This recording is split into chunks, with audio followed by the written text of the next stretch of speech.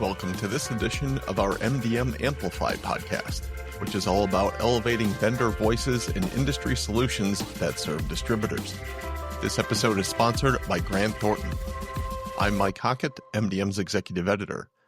While tariffs have dominated 2025 industry discussions in distribution and transportation, it's not the only thing keeping stakeholders up at night.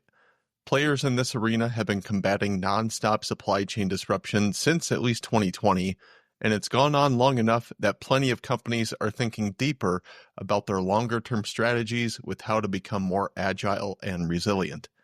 There's a lot of factors at play here for distributors and transportation providers, and to break it all down, this episode features a conversation between three experts from Grant Thornton, a leading professional services firm known for its expertise in audit, tax, and advisory solutions that help organizations navigate complex business challenges.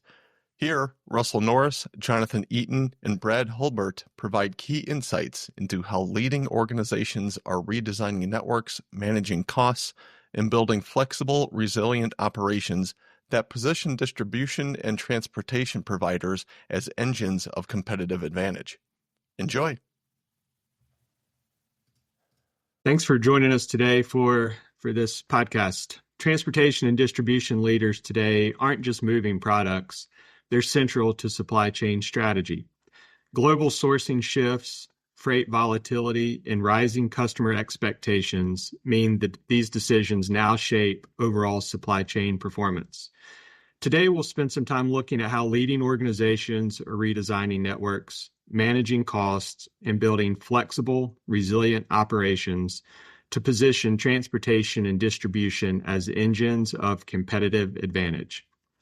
Let's begin with quick introductions of our panel today. My name is Russell Norris. I am a tax principal in our Charlotte, North Carolina office of Grant Thornton Advisors, and I lead our transportation and distribution practice for the U.S. Jonathan, I'll turn it to you. Thank you, Russell. My name is Jonathan Eaton. I am a advisory consulting principal based in Charlotte, North Carolina, and I lead our operations and performance improvement practice with a heavy focus on sourcing and procurement and supply chain optimization. And Brad? Hey, thanks for joining us today. My name is Brad Hulbert. I'm a managing director with the advisory part of Grant Thornton Advisors, specializing in supply chain operations and performance and all things distribution and transportation. Thank you both for joining this discussion today. Let's start by setting the stage. The market is growing more complex, pushing transportation and distribution companies to rethink how they operate. Jonathan, from your perspective, what are the biggest market disruptions pushing transportation and distribution companies to rethink their strategies? Wow, great question, Russell. There are so many. The first one and the obvious one is the latest and greatest that we keep hearing on tariffs. And tariffs are changing, literally almost by the week, by the day in some cases. And so trade and tariff is a big one.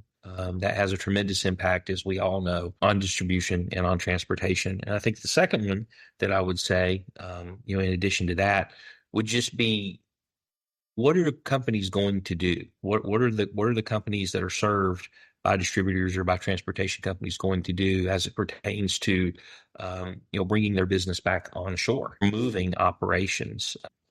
I think we've seen in the new tax bill that was passed a few days ago, the opportunity for, I believe 100% deduction on capital expense 100% depreciation on some of the capital expenditures that companies are going to make. And so I think that certainly incentivizes the building of new facilities, the building of more manufacturing capacity within the U.S.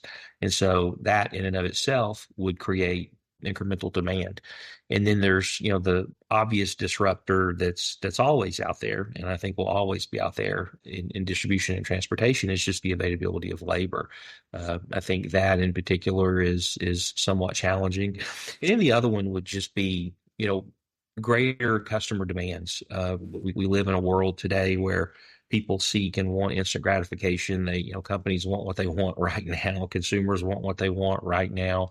And that puts pressure on distributors, and it puts pressure, on transportation companies to deliver quickly.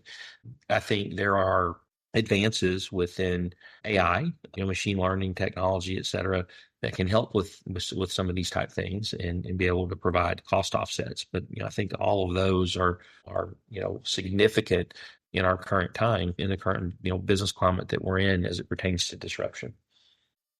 Thanks, Jonathan. You mentioned the nearshoring. How are trends like nearshoring and demand shifts showing up?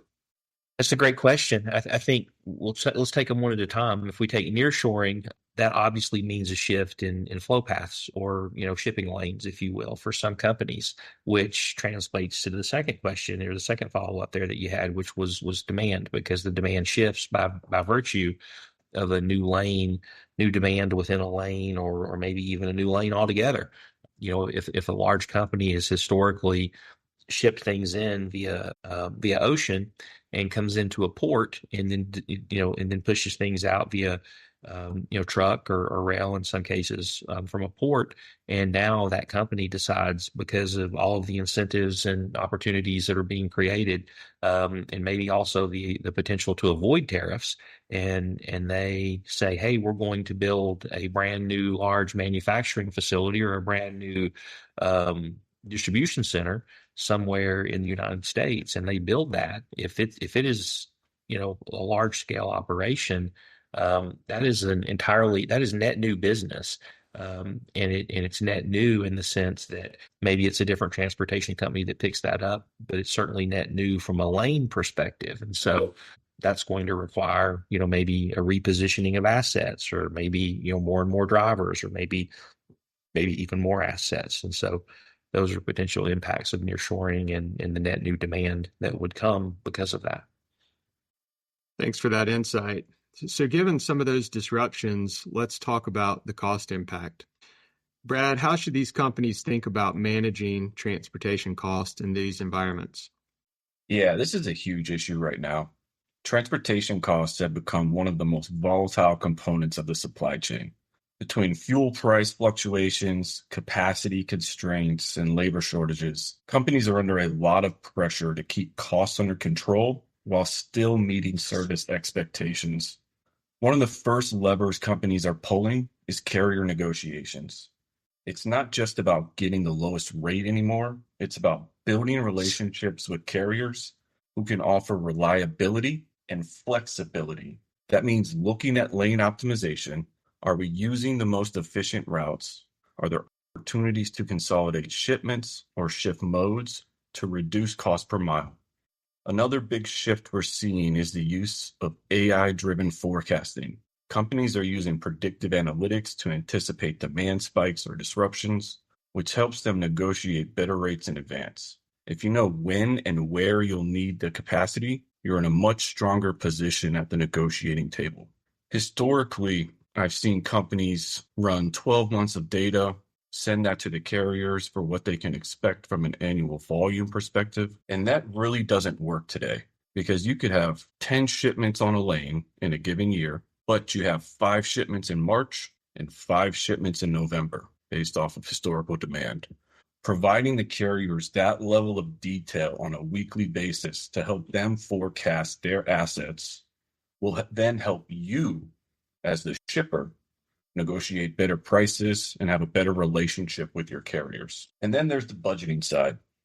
More companies are aligning their transportation budgets with margin protection strategies. That means building in buffers for volatility, but also being more surgical about where they spend. For example, they might prioritize premium or expedited shipping only for high margin products or key customers, while using slower, more economical options elsewhere. Customer segmentation. Thanks, Brad. So what strategies may help keep costs predictable or sustainable? Predictability is the name of the game. One strategy that's gaining traction is contract diversification, mixing long-term contracts with spot market flexibility. That way, you're not overexposed to either extreme. Also, collaborative logistics is becoming more common. Companies are teaming up to share transportation assets, especially in less than truckload scenarios. And finally, continuous improvement loops. Companies are using real-time data to monitor performance and adjust quickly. It's not just about setting a plan and sticking to it. It's about staying agile and making micro adjustments that add up to big savings over time. That's great insight. Now let's shift to how transportation and distribution companies are redesigning for flexibility and speed. Jonathan, how can these companies redesign their networks to be more flexible and deliver faster? Oh man, that's the $1 million question there, Russell. And I think that it is a moving target, and I think it's a moving target because of what I said earlier.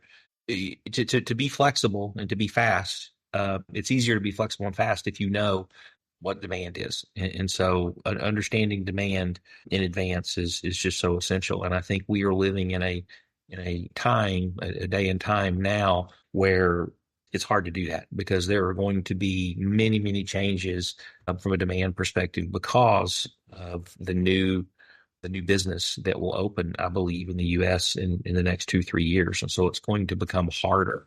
It's going to actually become much harder. And so the question from my perspective really becomes how do we adapt to that? So if I'm a transportation company, what's my approach to satisfying that and trying to be agile?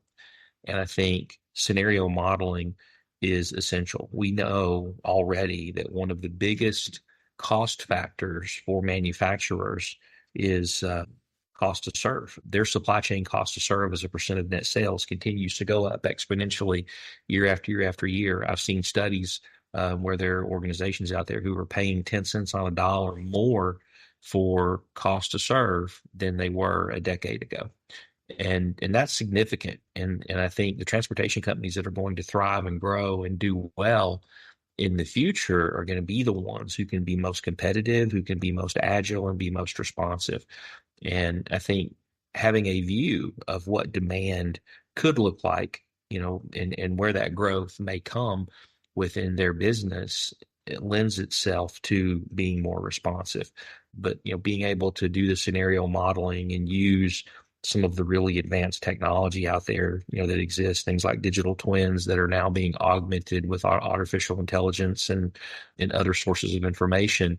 I think that's a differentiator and potentially a game changer because it gives a transportation company the opportunity and the ability to really look and say, how might we design or build our infrastructure? Where might we acquire or lease new assets? Where might we need to add drivers? Where might we want to build another facility, another hub, if you will? And so I think those are things that have got to be top of mind if transportation companies are going to be flexible and try to move at pace. So how do customer expectations drive this need in distribution? Yeah, I think it's a bit of what I mentioned earlier. Customer expectations are that hey, you're going to be able to ship and deliver when I want it. Manufacturing companies are coming to the U.S. or if they're nearshoring or reshoring with an expectation that business is going to boom and that they're going to grow and they're going to want the level of responsiveness or more that they've always had because it's a competitive market out there. And so I think the customer need in particular is hard for the transportation companies because you may have competing customers seeking the same thing, seeking shipments in the same lanes or same time of a week or time of day. And I think one of the opportunities that exists for transportation companies is to look at service level agreements and look at how they structure and maybe think about, shipping days or try to smooth demand, if you will, for their assets, because I think the customer expectations are going to be higher than ever if we do see companies come back on shore and we see new facilities open. Yeah, the expectation is definitely faster. That's for sure. Yeah, faster and cheaper. That's right. Exactly. So warehousing is another big pressure point for transportation and distribution companies. Brad, how do labor shortages and space constraints are real challenges for us? How are these companies rethinking warehouse strategy and inventory placement? Absolutely. We have to be honest with ourselves. Warehousing has become a real bottleneck. Labor shortages are hitting hard, especially in high demand regions. And it's not just about finding people. It's about retaining them, training them, and keeping operations running smoothly. At the same time, space is at a premium. Urban and regional fulfillment centers are in high demand and rents are climbing. So companies are being forced to rethink their footprint. Do they go bigger and fewer locations or smaller and more distributed? This is where automation comes into play, but it's not a silver bullet. The upfront investment is significant and the ROI depends on volume, product mix, and labor costs. And then there's the inventory side. With all the disruption, companies are moving away from just in time and toward just in case. But holding more inventory means higher carrying costs, so they're turning to AI for inventory optimization. It's all about strategic positioning, placing inventory in the right locations to reduce last mile costs and improve service levels without overextending capital. So how are these companies balancing these investments with all the cost pressures? Yeah, it's a balancing act. The key is prioritization, investing in areas that deliver the most impact. For some, that's automation. For others, it's better data and visibility. And for many, it's about incremental improvements, small changes that add up over time. Ultimately, the companies that are succeeding are the ones that treat warehousing and inventory not just as cost centers, but as strategic assets. They're using them to create a competitive advantage, faster delivery, better customer experience, and more resilience when things go sideways. Thanks for those insights. So finally, let's talk about building true resilience and managing risk for transportation and distribution companies. How can transportation distribution leaders strengthen resilience and manage risk across their supply chains, Jonathan? Man, I'm telling you, risk is such a big topic right now, Russell. It's huge. I have had multiple conversations with clients in the last 2 to 3 months, probably more so than ever, who are truly, truly worried about supply chain resilience and worried about the sustainability, the scalability of their operations, and what are the risk factors that could hurt them. And I think risk identification is where it starts. If I'm a transportation company, or if I'm a distributor, I'm looking at it and I'm saying, what are the potential failure modes? What are the it's the wargaming or tabletop exercises that every management team should be executing on with some fixed and regular cadence. It is literally sitting and saying, what are the risk factors that could hurt us? And which of these risks are we underwriting? Which are the ones are we going to put mitigation plans in place for? How might we run scenarios or run an analysis to figure out what the impact could be? I remember, here in North Carolina, last year, the terrible storm that blew through, the North Carolina mountains and closed a major thoroughfare, I-40, and what that did. So many trucks use I-40 to go between North Carolina and Tennessee. That is a big lane of transit. And so that was an incredible disruption. Could that have been predicted? Could that have been known? No, it couldn't have. But you certainly can do situational analysis or scenario planning to say, if we had a storm or if we had a major issue and it took out a major artery of transportation, how would we adapt to that? And I think the reason those things are important is because if resilience is the goal, you got to have a plan. You got to know that when a catastrophe occurs or when a tragedy occurs, here's the plan that's put in place to be able to execute on that. And the only way that can happen is if you have proactively identified the risks and gone through the scenario planning to say, here's the what if analysis, here's the situational analysis, and if this, then that. Yeah, for sure. So what role does real-time data play in helping distributors do this? Data is huge. I think to the extent you can get real-time data, the real-time data isn't necessarily necessary for the situational analysis and the risk mitigation. I think the real-time data becomes helpful for the day-to-day operation. If I think about the ability to know where an asset is at any point in time, and if something happens, if there's a disruption, and I know where my assets are because of my tracking capabilities and some of the technology that transportation companies use to be able to know where the assets are, where they're heading, where their driving teams are at, and so forth. I think the real-time data becomes more valuable in terms of trying to reposition or do things to be responsive in light of disruption. Thanks, Jonathan. Thanks, Brad. This has been a great discussion. As we start to wrap up here, and Brad, maybe I'll start with you and then turn to Jonathan. If you could each leave our listeners with one piece of advice for transportation and distribution leaders navigating these challenges, what would it be? I had to leave one piece of advice for transportation and distribution leaders. It would be this: lead with strategy, not reaction. It's easy to get caught up in the day-to-day firefighting, chasing capacity, managing delays, dealing with cost spikes. But the companies that are thriving right now are the ones that stepped back, took a deep breath, and said, what's our long game? That means investing in resilience, not just reacting to the last disruption, but preparing for the next one.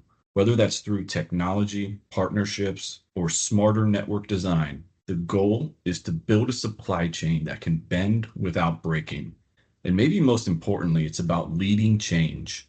Transportation and distribution used to be seen as back office functions. Not anymore. Now they're front and center in how companies compete. So don't wait for permission. Be the one who brings the ideas, who challenges the status quo, and who drives the transformation forward. Because in this environment, resilience isn't just a buzzword, it's a competitive advantage. Thank you, Brad. Jonathan? Yes, I think communication is the one thing that comes to mind constantly. We are in a situation where there are so many things that are changing. There are so many variables, and it's all happening so quickly. And if I am a leader in a transportation company, I am front and center with my customers regularly, and I'm trying to understand their needs. I'm trying to understand how their business is going to evolve, because the best strategy, the best network, the best plan of attack, all of those things fall by the wayside if they're not responsive to customers and if they don't meet the needs of customers. Because at the end of the day, the customers are going to pay the bill. And it is a competitive marketplace in transportation, as we all know. It always has been, and it always will be. And I think the companies that are going to thrive and they're going to take market share and not only take market share, but do it profitably, are going to be those that can be most responsive to customers. And so I think communication is just essential. It's being front and center with them and being cognizant of their needs and trying to integrate that into the planning process. I think the other thing that I would recommend, you asked me for one, I'll give you two. The other one is just understanding from a differentiation perspective, how might you do that? And you won't be able to do that in every lane and every situation, but where can you differentiate? Where can you differentiate that customer experience or the way in which you serve a customer to potentially take market share? And where are those investments best made? And how would you calculate the return on the investment to make the right strategic decision and right operational decision for your own company? Thanks, Jonathan. Thanks, Brad. Great advice. I think the key takeaway for me is that we encourage you as distribution companies to really sit down and have business discussions with your advisors, plan for resiliency, plan to be prepared and be open-minded to change and in addressing some of these challenges head on. And I appreciate everybody taking the time today. Jonathan, Brad, thanks for the insights and appreciate the podcast opportunity.